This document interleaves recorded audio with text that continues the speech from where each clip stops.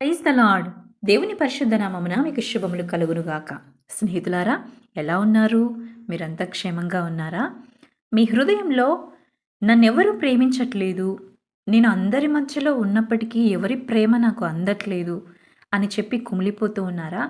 నీ జీవితంలో ఎవరు ప్రేమించినా, ఎవరు ప్రేమించకపోయినా ఈ యొక్క వాగ్దానము ద్వారా దేవుడు మిమ్మల్ని ఎంత ప్రేమిస్తున్నాడో మీరు వినండి. నిత్యమైన కృపతో నీకు వాత్సల్యము చూపుదును. యెషయా గ్రంథము 54వ అధ్యాయము 8వ వచనం. స్నేహితులారా, ఈ యొక్క వాగ్దానం ద్వారా దేవుడు మనల్ని ఆదరించులాగున చిన్న ప్రార్థన చేసుకుందాం. ప్రేమగల తండ్రి, మీకు మా హృదయపూర్వకమైన వందనములు.